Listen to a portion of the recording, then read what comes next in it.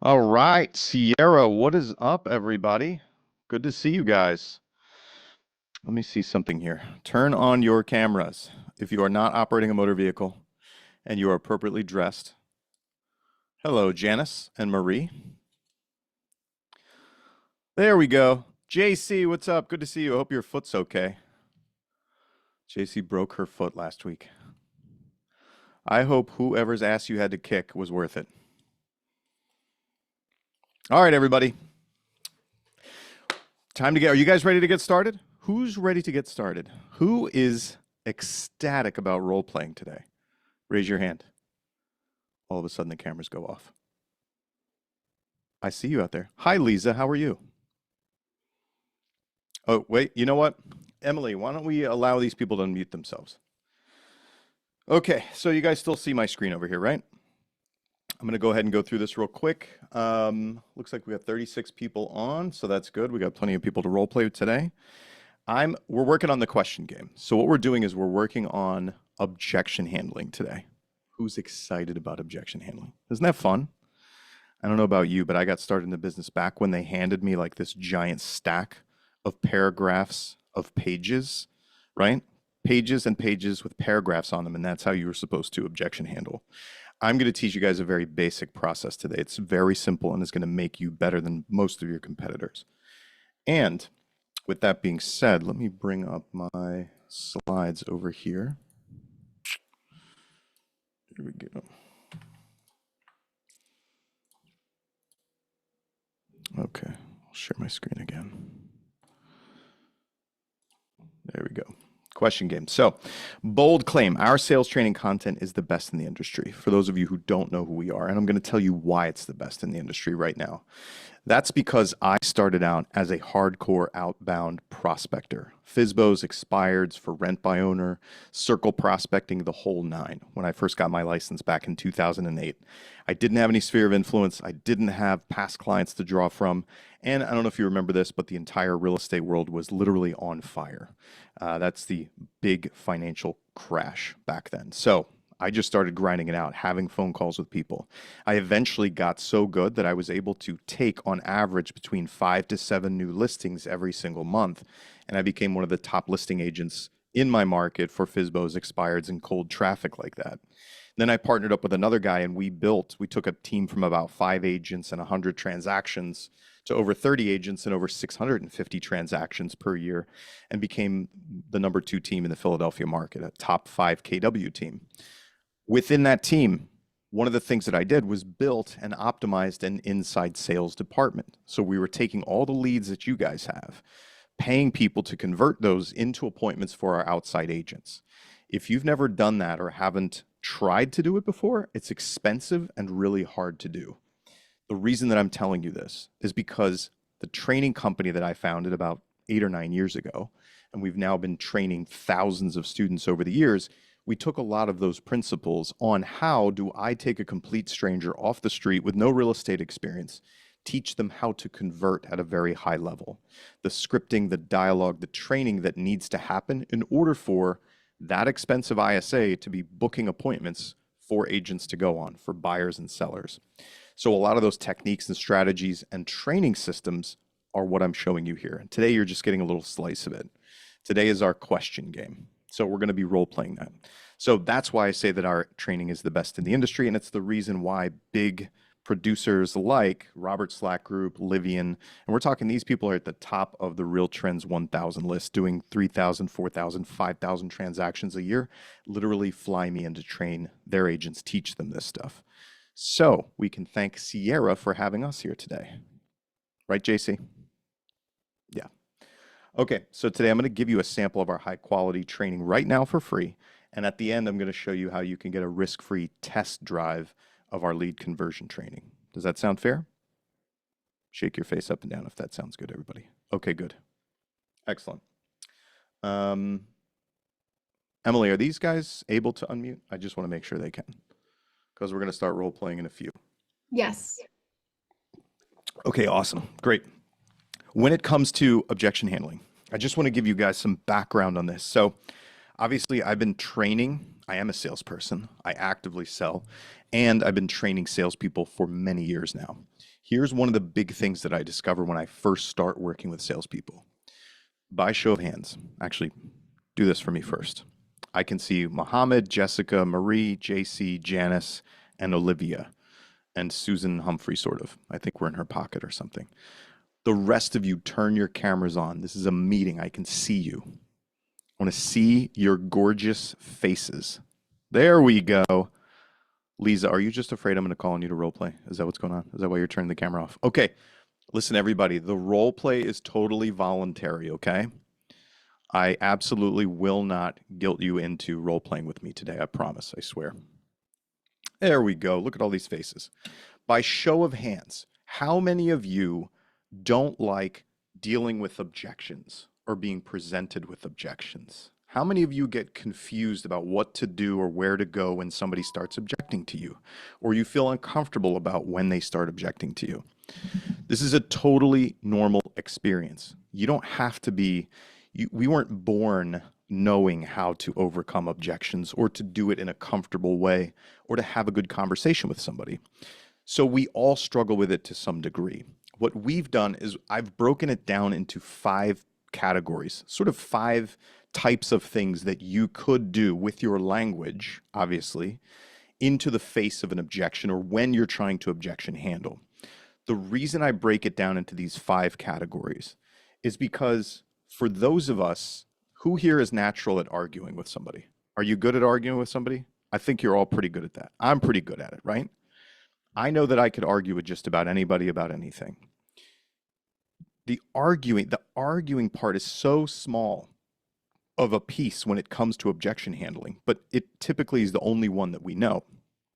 So when I'm working with salespeople, I like to make sure that you guys understand what you're doing any given moment when you're interacting with the prospect or lead in the support of sort of objection handling, right? And these 5 here are really the categories. So discovering, asking pure questions. This is the one that most salespeople are never taught and aren't taught how to do well. It's probably the last one that you ever learn. The first one that you learn, right, we just all identified that we can argue, that's disputing, right? Disagreeing with a perspective or information. We know how to do that. Then educating. How many of you are guilty of mansplaining or womansplaining a prospect or lead when they start objecting to you about why they should buy now, about why the interest rates are actually great, about why the inventory is what it should be and that they should buy what's available, right? You guys are pretty good at educating. So we have the educating part. Now the pitching part. Pitching is persuading or leading or making offers. And then obviously closing, asking somebody for a decision, asking them to do something different. The reason that I'm covering these 5 with you is because you would be shocked, or maybe not shocked, at how many new students we work with who, when we start working with them on their objection handling, have no idea what they're doing at any given stage inside objection handling. They just do whatever the knee-jerk reaction is that they've done before, or that they've heard somebody else say, or that they watched on a movie like Wolf of Wall Street or whatever, but they don't have a good process around what should I be doing and how can I be productive about making the choices of what to do, whether I ask you questions, whether I dispute you, whether I educate you, whether I pitch you or close you. So the intention today, I'm just explaining the overview to you. We work on all of this stuff in my company. I'm going to start with the easy stuff today, which is asking questions. The very first one that agents don't do is ask good, pure discovery questions. And so what we did is we created the question game. And I'm going to teach you the question game and why it's important. But first, I want to ask you this question. Let's go with this scenario, okay? Let's imagine that we have some time to kill, right? One day. We're just waiting for our, dry cleaning pickup, or we're waiting for our kids' sport to get done, or whatever it is, ballet class. And we have some time to kill, and it's a nice warm summer day, right? So next door, there's a beautiful car lot with all these shiny cars out there. So you're just going to go wander around and take a look at the cars because you have nothing better to do. You don't have a budget to buy a car. You don't have a desire to buy a car. You have no intentions of buying a car, right? Then you're walking around looking at these cars, and you see this guy. This is Jeff. Jeff sells cars. Chat in for me. What is Jeff's purpose? What is Jeff's purpose?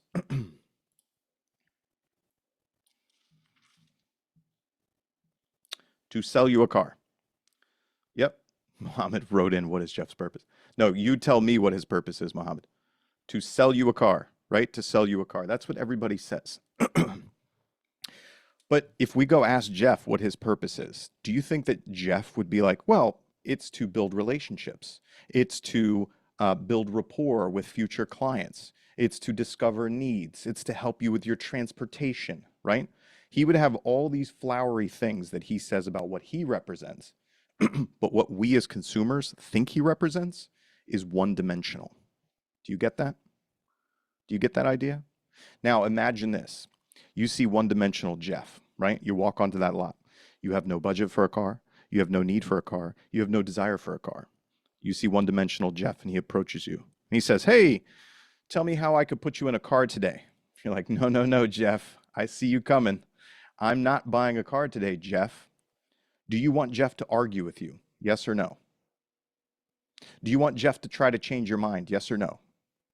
Do you want Jeff to educate you about the current values of the used car market and why you should consider purchasing one now? Yes or no? Jessica Williams wants to be sold. I think Jessica wants a car. Here's my point. The purpose of telling you this is that we don't want to be argued with by a salesperson, right? Do you remember, has anybody here heard that old like training adage that an objection is really just an unanswered question by the prospect? You guys ever heard that? Yes or no? That's total BS. It is not an unanswered question. When you considered, do I have a budget to buy a car? Do I want to buy a car? Do I need to buy a car? You considered all the angles, right, consumer? And then you walked onto that lot, you saw one-dimensional Jeff. Jeff wanted to sell you a car, and you're like, no, no, no, buddy. Not buying a car today. Don't need a car today. Don't want a car today. I don't want you to argue with me. I don't want you to try to change your mind, my mind. And hopefully this ends the conversation. Isn't that what you're probably thinking when Jeff approaches you? Does everybody get this concept? This will make you a master salesperson, understanding this concept. So if we don't want them to change our mind, if we don't want them to argue with us, if we want the conversation to end, what's the best thing we should probably do as a salesperson when that consumer starts to object to us? Should we argue? Yes or no? Should we educate them without permission? Yes or no? Should we try to persuade them to change their minds? Yes or no? Should we try to ask them to take the action they just said they weren't going to take? Yes or no? So what's left? Unmute yourself.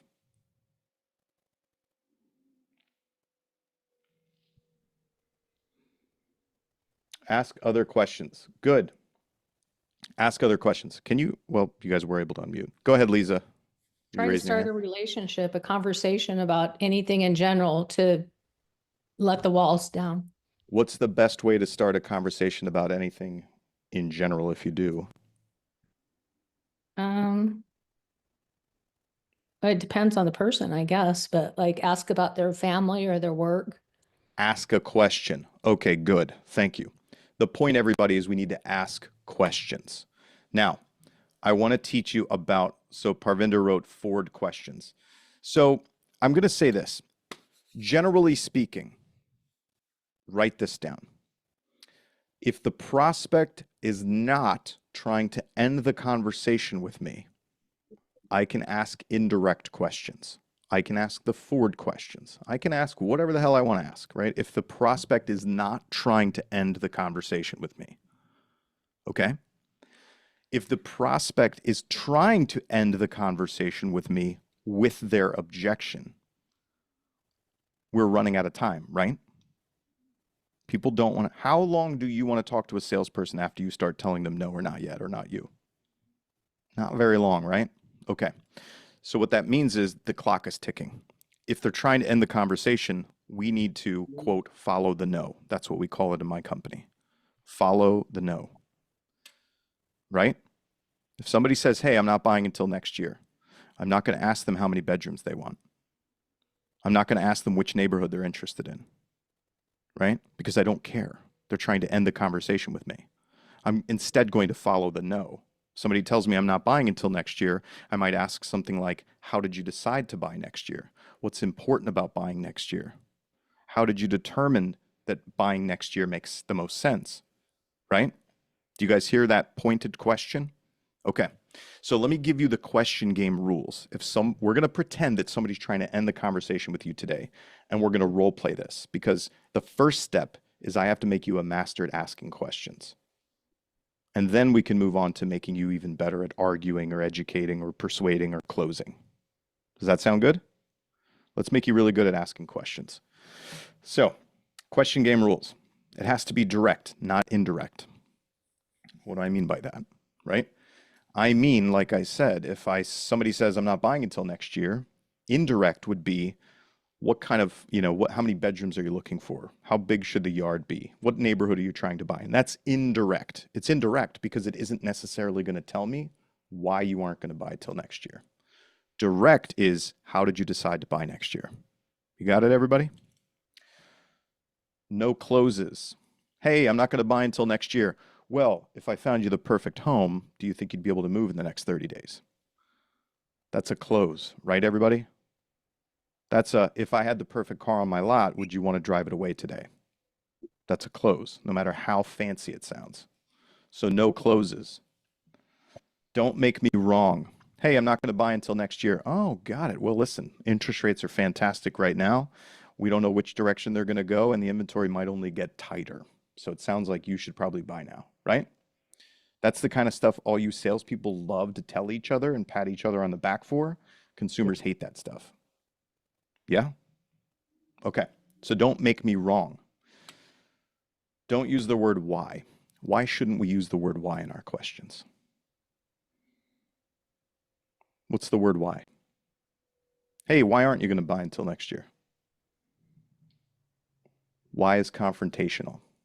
Let me ask you a question. Whenever in your life did something good coming from another human being start with why, pointed at you? Almost never, right?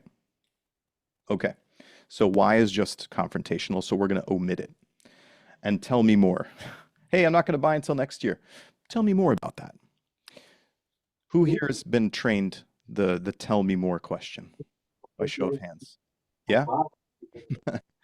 Listen, tell me more is not, let's put it this way. If you can't come up with a better question, go with tell me more.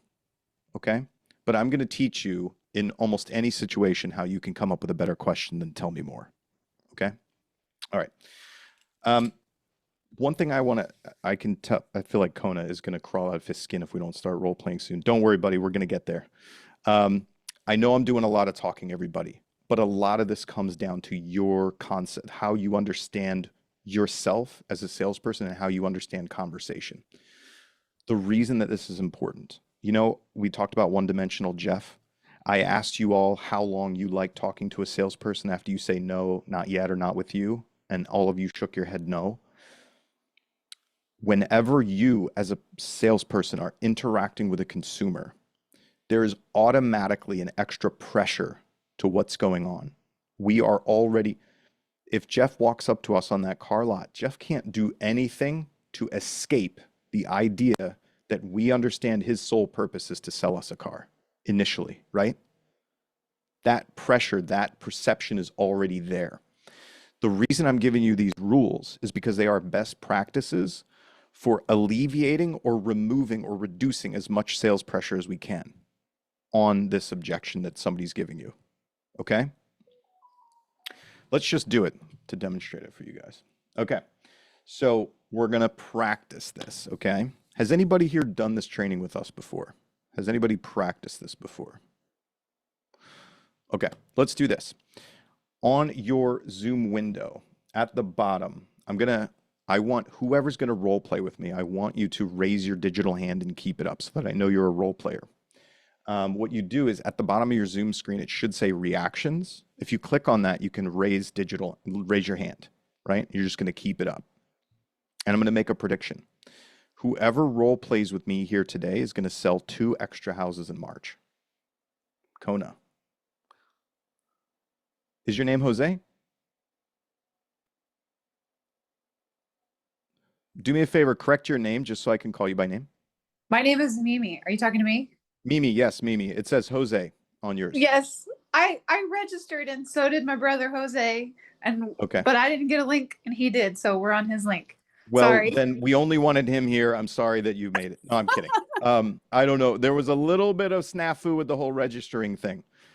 So let's just change your name to Mimi. Megan, Okay. Jessica, and Brenda. All right, great. So the 5 of you are going to sell 2 extra houses in March. Nobody else wants to sell extra houses in March? Okay, we'll let you decide. Oh, there, Damien. There we go. Christine. All right, good. All right, now, Kona, you were the first one to volunteer, buddy. So you have the dubious honor of going first. How does that sound? That sounds all right. Okay, so we're going to start reading objections, and you're just going to ask me a direct question to understand my decision making, okay? Okay. So, I'm not buying until next year. How did you decide to not buy until next year? How did you decide to not buy until next year? Great job, everybody. Round of applause. Kona got it first out of the gate. Whew. First one's always the toughest, Kona, for both of us. Both you and me, buddy. Okay. Mimi, unmute yourself. You have to ask me a direct question to understand my thought process.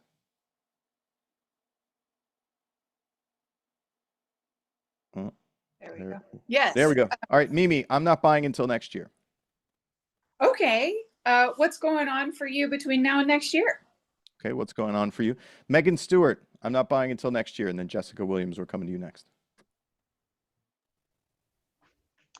That's great. What's the deciding factor that's moving you next year at this time? Okay, what's the deciding factor move? Okay, got it. Jessica Williams, I'm not buying until next year. Jessica Williams doesn't hear us. Brenda. Brenda Rebel Wilson. Hi. Mute should be at the bottom. Oh, wait, talk again. I think we hear you. Got it? There we go. Yeah, Brenda, I'm not buying until next year. Okay. What's the reason you're not buying until next year? What's the reason you're not buying until next year? Okay, thank you. Damien. I'm not buying until next year. She just said what I wanted to say. Oh, it's okay if you repeat people. This exercise is getting you guys to go through the questions, and then I'm going to continue, I'm going to ramp it up a little higher. If you repeat somebody, it's fine. Really getting the practice at doing this in front of a bunch of strangers is going to help you. So Damien, I'm not buying until next year. Is there any reason why you want? Is there any reason why you want to wait till next year? So a reason why you want to wait till next year. Okay, got it. Thank you. I'm going to do one more, and then I'm going to educate you guys a little more. Christine Kemp. Hey, Christine, thanks for the call, but I'm not buying until next year. That's great. Totally understand. What's going on in your life that's making you think next year is going to be a better time to buy? Okay, got it. All right, now everybody, good job, and thank you for role playing. And we're going to do more role play, so stick around. Don't take your hand down. I want to teach you. Do you guys want to go to the? Do you want to be good salespeople, or do you want to be amazing salespeople? Yeah, amazing. Yeah. Let me ask you a question. As a consumer, we already talked about the fact that a salesperson just wants you to buy or sell something, right? So if you say to that salesperson, hey, salesperson, I'm not going to buy until a later date. And that salesperson says, well, what's holding you back from buying? Or what's in the way of you buying? Or how did you decide not to do it now and do it later? What does that salesperson want you to do? They want you to think about why you're not buying right now. And do what as a result? Talk it out, I guess. And Buy. do what? Buy today. And buy now. Yeah. And change your mind. Yeah? Okay, good. You can tell that that's what they want you to do because they're using certain words like holding you back or until or in the way. Yeah? Instead of. So if you want to be an amazing salesperson, you want to get rid of that stuff. You don't want to show or demonstrate to the prospect that you disagree with them or that you want to change their mind. Is our purpose to change their mind? Absolutely. Do we want to show them that we're trying to change their mind? Definitely not. Okay? Do you guys get that concept? So if somebody says, hey, I'm not going to buy until next year, instead of asking something like, what's holding you back from buying until next year? Or what's in the way of buying? Why, how did you decide to buy next year instead of now? You want to get rid of that language. So you just want it to be positive. You support them. Sounds like a great idea. Got it. What's important about buying next year? How did you decide to buy next year? Right? I'm just getting rid of the instead of, or in the way, or waiting for, right? Getting rid of any of that negative pressure in my question. Does that make sense, everybody? Okay, let's do it again. Or I'm going to go with the people who haven't done it yet. And now that I've demonstrated for you not to put negative language in, we'll be listening for it. Marie. Hey, Marie, thanks for the call, but I'm not buying until next year. Yeah, absolutely. What would need to happen between now and next year to make you feel more comfortable? What would need to happen between now and... I don't know, everybody. Do we think that Marie wants me to buy next year, or does Marie want me to buy now?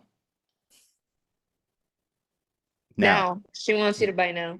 I'm getting very Fair. now vibes from you, Marie. Okay, let's do it again. Marie, I'm not buying until next year. Yeah, absolutely. Doesn't sound like it's the right time for you. Would you like to ask me a question, Marie? What would I say? I don't know. Got me stumped. All right, let's go around and we'll come back to you. Pamela. Hey, Pamela, I'm not buying until next year. Hey, I completely understand. I get it. It's a little bit of a rough market out there for some people, but what is it exactly that's important for you in buying next year? I messed up. I'm sorry. Your question was good, Pamela. I know you stumbled on it a little bit, but at its core, your question was good. And in fact, I would get away from so much agreement, frankly, because when you said, oh, I know it's a rough market out there, what if my consideration had nothing to do with, quote, a rough market? Okay. Yeah? So yeah. don't impose it on me. Don't put your thoughts and feelings in there. Just acknowledge and ask me a direct question. And your question was a good one. Okay. All right. Thank Jose. you. Yeah, you're welcome. Oh, don't worry. Don't go anywhere. We're doing more of this. I must stay. All right. Let's see. Jose. Yes. Jose, hey, thanks, man, but I'm not buying until next year. Oh, that's perfect. What made you decide buy next year? What are the best benefits for you to buy next year? Oh, what are the benefits to buying next year? Love it. Excellent. Great question. All positivity. Maddie. Yes. Hey, Maddie, thanks for the call, but I'm not buying until next year. Oh, absolutely. What have you got going on this year? What have you got going on this year? Okay, I want you to tighten up the question a little bit more, because I could say, well, I'm going to be in the pageant or something. That has nothing to do with me buying, right? So give me a more direct question to figure out essentially why I'm not buying. Okay. All right, Maddie, you know what? I'm not buying until next year. I can't think of a direct question right now. All right, let me help you. Don't do it. Okay. So outside of role play, what do you really want to know? If I said, Maddie, I'm not going to buy until next year, what do you want to know? Oh, why? Why what? Why don't you want to buy till next year? Why don't you want to buy till next year? Okay, now, all you have to do is change the words. Get rid of the word why, right? And just make it positive. So essentially, you're going to ask me the same question with different words. Maddie, I'm not buying until next year. I don't know. Okay. Who wants to help her? Let's go with Brenda Ravel Wilson. Brenda, I'm not buying until next year. Okay, well, that sounds like you've got it all planned out. How did you decide on next year? How did you decide on next year, Maddie? Do you hear that? Yep. Okay, it's all positive, and she changed why to how. How? Okay. Yeah. And in fact, Brenda, I would encourage you just to use a little more of my words, which would be, how did you decide to buy next year? because I said I'm not buying until next year. So you can get closer to my words. All right, good job. Are we getting this, everybody? Is this clicking? Okay. Is anybody sitting here like, hey, that's all great, Dale, but then what next? I asked you a question, then what do we do? Is anybody thinking that? Yes. Okay. It's okay, Pam, or Pamela. What the point here is, you know, when I showed you guys like discovery, educating, disputing, persuading, closing, when you're objection handling somebody, you're really going to start by asking them several questions. And that's why we're practicing this. Once you've gotten enough questions from them, or you figured out, okay, now I understand why you're doing this thing or how you put this together, that's when you start on a process of potentially offering them something different. That's when we go down like the persuading and then potentially closing or even educating. That's when we get to those other pieces. But here, I want to practice these questions with you guys because what I know is most of you are probably not even good at just asking direct, non-persuasive questions with a prospect. If I can at least get you really good at this, it's going to make a big difference in your objection handling. Okay? All right. Kona, I'm coming back to you. We're going to a new one. You ready for a new one? Yeah, let's do it. All right. Hey, Kona, I'm not ready to work with an agent yet. He's like, damn it. Seems like you know what you want. How did you come to that decision Which decision? to not work with an agent? Okay. Now, did I say I'm not going to work with one? No, you said you're not ready. Yeah. Right. So how did you come to the decision that you Weren't ready to work with an agent. weren't ready to work with an agent? That's a fantastic question. Good job. Round of applause for Kona. Yeah? How did you come to the decision that you weren't ready to work with an agent? This is following the principles, okay? It's a direct question. It's understanding their thought process. Good job. Megan Stewart. And it's okay if you repeat. Really, practicing is way different than just watching. I'm telling you right now. Megan, I'm not ready to work with an Yes. agent yet. Oh, no worries whatsoever. I see you were looking. Did you happen to have a question I could help with until you're ready to work with an agent? Now, is that a direct or indirect question, Megan? Indirect, maybe? Indirect, because you Not won't asking them why. because you won't necessarily figure out how I decided I'm not ready for an agent. Good. Okay. Do you want to ask me do you want to try a direct question? Yeah, I would say the same thing that he said. It's okay. Let's do it in Great. role play. Let's do it in role play. Okay. Hey, Megan, I'm not ready to work with an agent yet. Oh, no worries. Why would you not want to work with an agent at this time? All right. Better. It's direct, but we want to get rid of that word why, right? Yes, correct. Yep. Okay, good. Jessica Williams. Hey, Jessica, thanks for the call, but I'm not ready to work with an agent yet. Uh-oh, we can't hear you for some reason. We cannot hear you. Darn it. Jessica had the best answer of the day, everybody, but no one can hear it. All right, Mimi. She's like, oh my God. Are you making lunch, Mimi? I'm 100% making lunch. I'm so hungry. Working all day. Okay. Mimi, thanks for the call, but I'm not ready to work with an agent yet. Oh, most of my best clients start off that way. What kind of properties are you looking for? Mimi, is that going to help you understand why I said I'm not ready to work with an agent? No, it's going to change the subject. It's going to change the subject. Okay. Now, I'm shutting down the conversation with you, Mimi, by saying I'm not ready to work with an agent yet. So you need to ask me a direct question, okay, to understand my thought process. So Mimi, I'm not ready to work with an agent yet. Is what kind of properties you're looking for not a direct question? Or in this scenario, I absolutely have to address that. You have to follow the no. You have to address the objection because I'm shutting you down with it. Okay, I would address the no by saying, oh, most of my best clients start off that way. That sounds like a close. That sounds like a close to me, everybody. Doesn't that sound like a close? Hey, Jeff, I'm not going to buy a car today. Oh, most of my best car buyers start out that way. No, Jeff, I'm not buying a car. That's what you just did. All right. So, Mimi, let's listen to these other people. They're going to give me a direct question to my objection, okay? Yeah, do it. And the other thing I want to say is when you say my best buyers start out that way or best clients start out that way, do you learn anything about me or how I'm making decisions? It's a rhetorical question. It's okay. You can go back to making lunch. The answer is no, you don't learn anything by doing that. That's the point. And thank you for participating though, Mimi. Lee. Hello, Lee. Hello. Hey, thanks for the call, Lee, but I'm not ready to work with an agent yet. Okay, thanks, Dale. Have you ever worked with an agent before? Have you ever worked with an agent before? I like the question. However, it's not quite as direct as I would like you to be. Here's why. Here's why. Could whether or not I've worked with an agent have an impact on the fact that I'm not ready? Yes or no? Yes. Could whether or not I've worked with an agent not have an impact on whether I'm ready, why I'm ready or not? Yes. Yes. Okay, that's why I feel like it's not quite direct enough. And everybody, if it feels like I'm laboring over this, there's a couple of reasons why. One, how long do we get to talk to a prospect when they start objecting to us?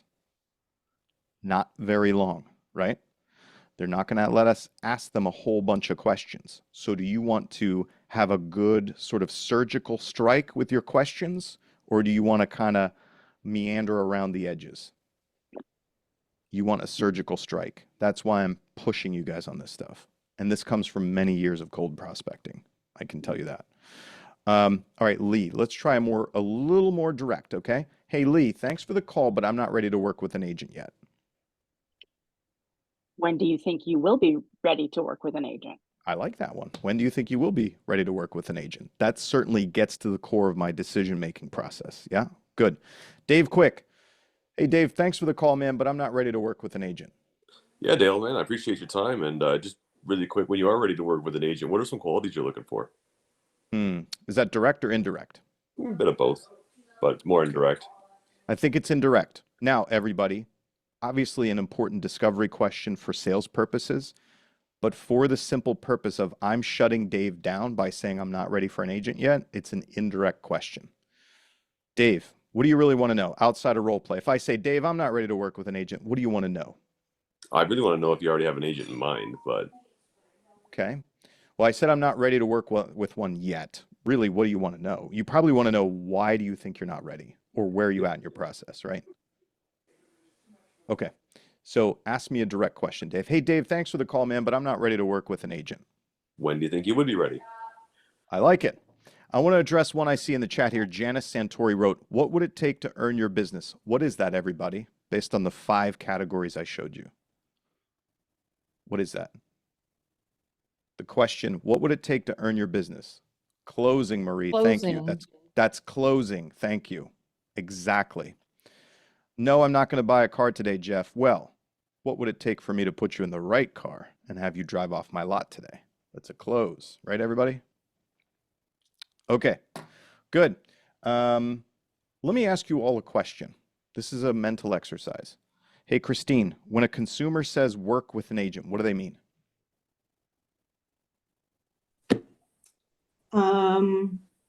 Hiring an agent to help them, in my case, find a house. Okay. Arinder, when a consumer says work with an agent, what do they mean?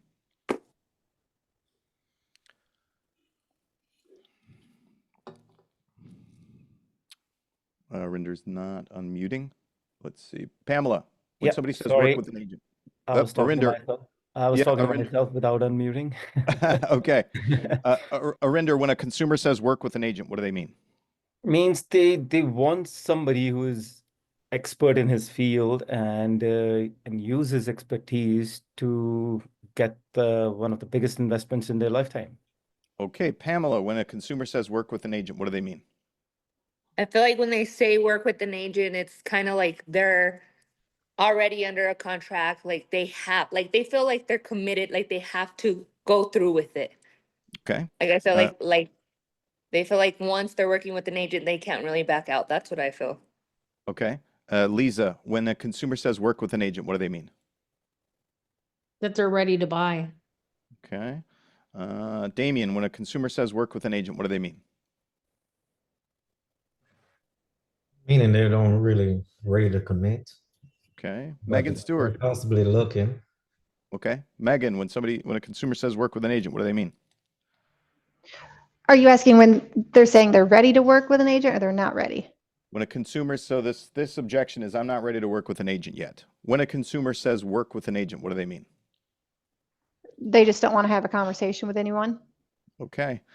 Kona, last chance. Kona, when a consumer says work with an agent, what do they mean?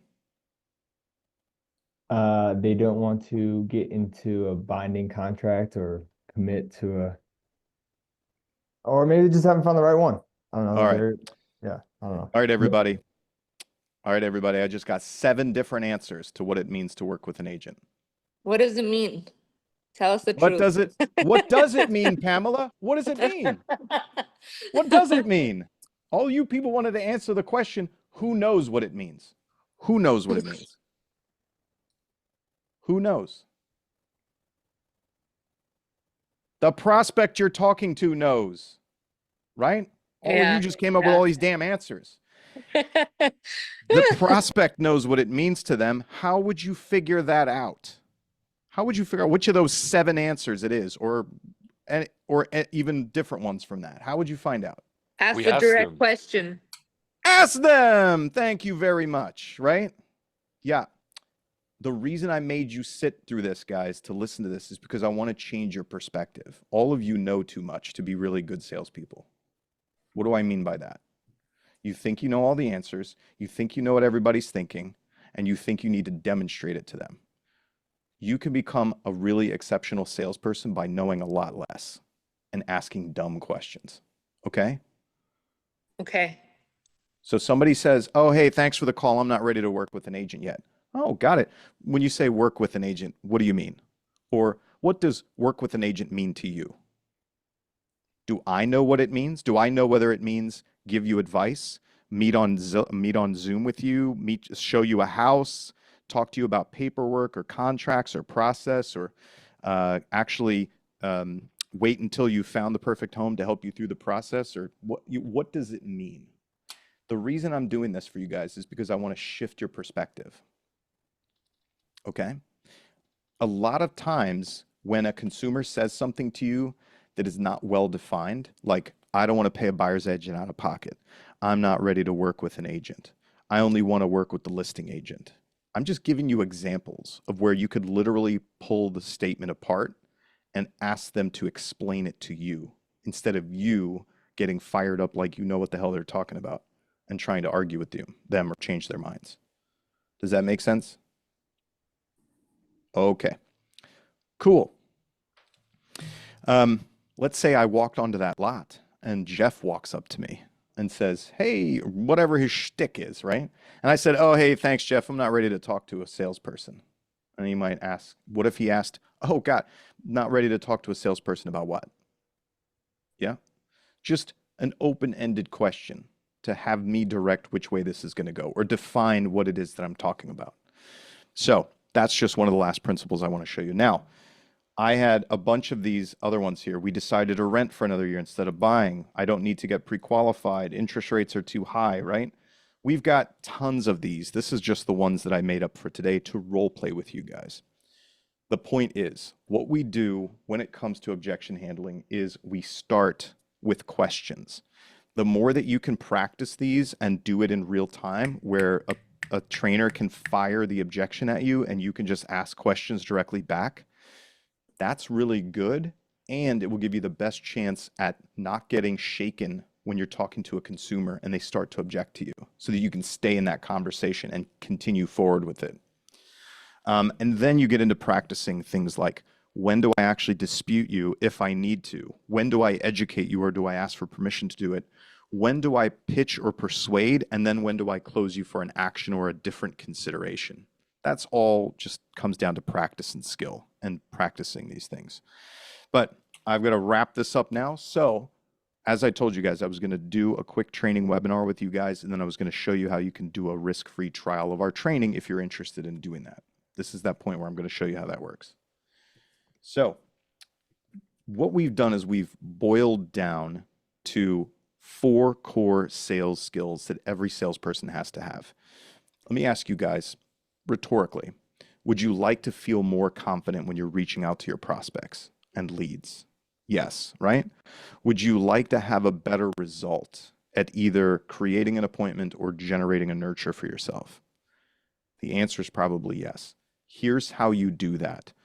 Every single salesperson, all of us, has to master these 4 core skills. Introductions, how you get into a conversation with a lead or a prospect, how you start that conversation, and it matters based on the types of leads you're working. An objection handling process. I'm scratching the surface on a process for you guys, just demonstrating for you the power of good direct questions that you probably haven't been taught before. And then value proposition. Basically, if I made all of you answer me right now, why should I buy a house from you? Or why should I list my house with you? There would probably be some tears or some fear around doing that in front of other people. And if that's the case, it just simply means that you haven't practiced that strategy enough. Every one of you should be able to confidently answer me why I should buy with you or why I should list with you. And then obviously closing. Closing is a big one. It's a difficult one. Asking for that face-to-face, asking for that appointment, it trips a lot of us up. These are the core 4 skills that all of us have to master. So what we do in our training is we focus on that.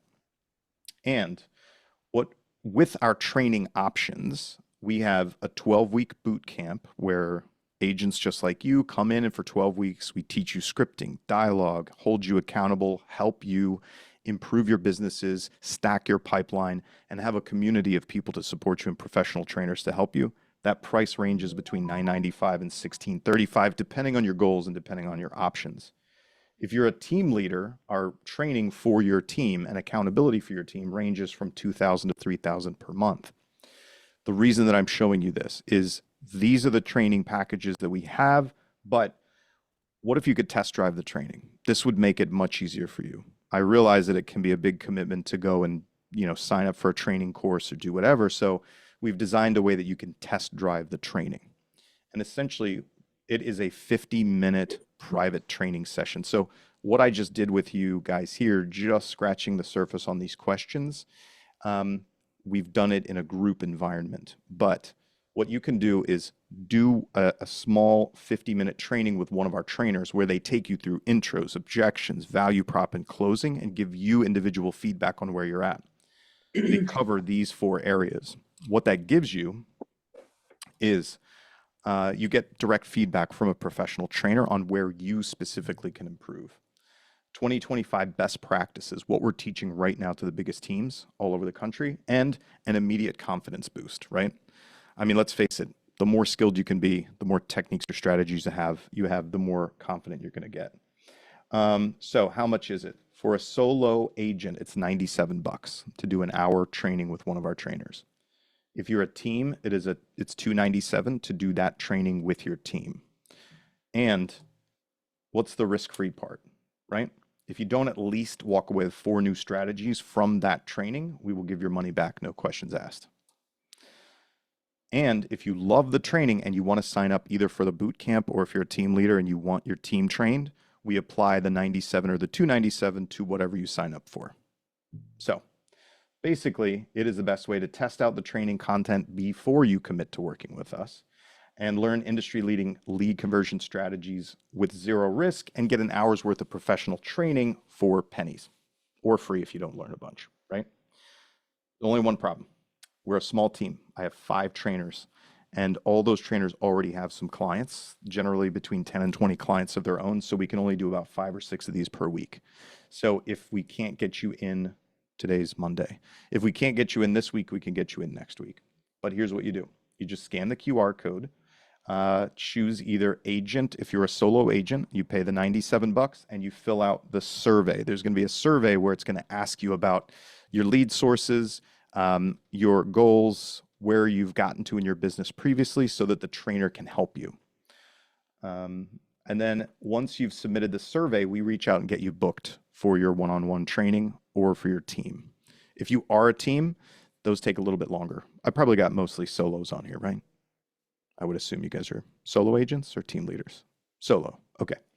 Yeah, if you're a solo, it's super easy to get you booked. The other part of filling out the survey is it helps us choose the right trainer for you to get booked with. Good, and Emily just dropped, if the QR code's not working for you, Emily just dropped the link into the chat. So this is a low impact way for you guys to get an hour's worth of amazing training, get amazing feedback, and also find out about our program. And you get to figure out, do I want to train with these people? Is this going to make an impact for me?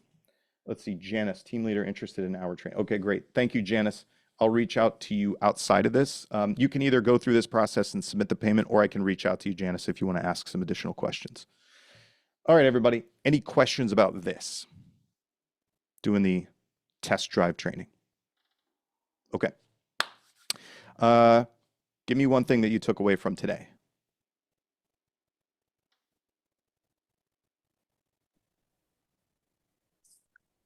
Not to ask why, because it's confrontational. Yes, exactly. Who else? Who else took something away from today?